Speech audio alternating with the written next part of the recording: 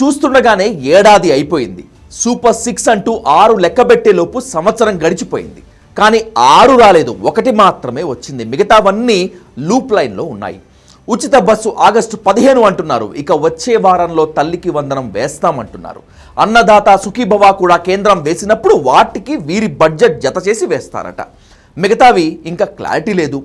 అనుకున్నట్లుగా చంద్రబాబు అభివృద్ధి చుట్టూనే తిరుగుతున్నారు. సంక్షేమం కూడా అంటున్నారు, కానీ అది ఎలాగైనా స్లోగానే చేస్తున్నారు. అదేమంటే డబ్బులు లేవంటున్నారు.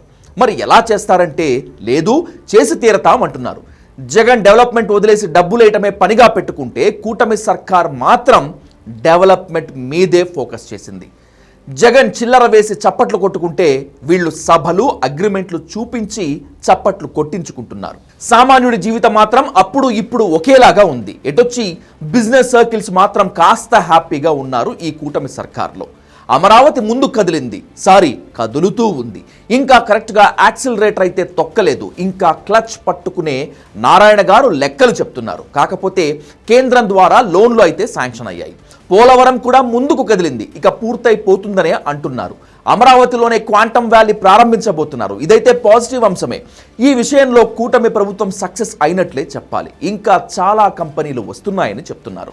మీటింగ్లు జరుగుతున్నాయి, అగ్రిమెంట్లు అవుతున్నాయి.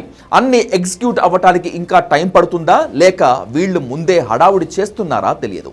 అదిగో బిగ్ స్టేట్మెంట్ అంటూ ట్వీట్ చేస్తారు, తర్వాత ఏమీ ఉండదు. అదేమంటే జగన్ వస్తాడని ఇన్వెస్టర్లు భయపెడుతున్నారని చెప్తున్నారు. ఇక రాష్ట్రంలో రోడ్లు అయితే కాస్త బాగుపడ్డాయి. ఉద్యోగుల జీతాలు టైంకి వస్తున్నాయి. ఇక గ్రామాల దత్తతను కొంచెం స్టైల్ మార్చి P4 అనే ప్రోగ్రాం ప్రారంభించారు. దాని సంగతి ఏంటనేటువంటిది కొంతకాలం అయితే కానీ తెలియదు. పెద్ద మైనస్ పాయింట్ ఏమిటంటే ఎమ్మెల్యేల అవినీతి. అవును, నియోజకవర్గానికి ఎమ్మెల్యే ఏదో రాజు అయినట్లు ఫీల్ అవుతున్నారు. అన్నింట్లోనూ దూరిపోయి కమిషన్లు కుదిరితే వీళ్లే వ్యాపారం చేసేయటం వంటివి చేస్తున్నారు. ఉచిత ఇసుక అన్నారు, అది ఎమ్మెల్యేల చేతిలోకి వెళ్ళిపోతూ ఉంది. ఇక లిక్కర్ కూడా అదే తంతు. కాకపోతే మందుబాబులకు మాత్రం కావాల్సిన బ్రాండ్స్ దొరుకుతున్నాయనే హ్యాపీనెస్ ఉంది. ఇక అడ్మినిస్ట్రేషన్ అయితే అంతా లోకేష్ చేతుల్లోనే ఉన్నట్లు కనిపిస్తోంది.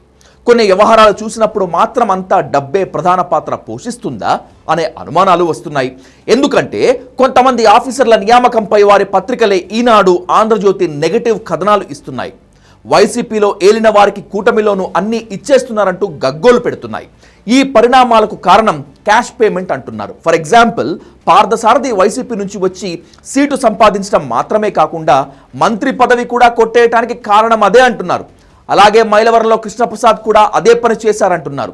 అలాగే గతంలో ఏ వాసన ఉన్నా ఇప్పుడు నోట్ల కట్టల వాసన చూపిస్తే చాలు పాత కథలు మర్చిపోతున్నారనే కామెంట్లు వినిపిస్తున్నాయి. ఇక రెడ్ బుక్ కేసులు గట్టిగానే నడుస్తున్నాయి.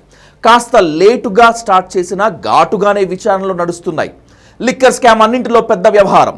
ఇందులో రాజ్ కసిరెడ్డి, బాలాజీ గోవిందప్ప, ధనుంజయ రెడ్డి, కృష్ణమోహన్ రెడ్డి లాంటోళ్లను లోపల వేశారు. మిథున్ రెడ్డి ముందస్తు బెయిల్ రద్దుకు ప్రయత్నిస్తున్నారు. అదైతే ఆయన్ను కూడా లోపలేయచ్చు. కానీ విజయసాయిరెడ్డితో ఏదో అగ్రిమెంట్ కుదిరినట్లే కనిపిస్తోంది.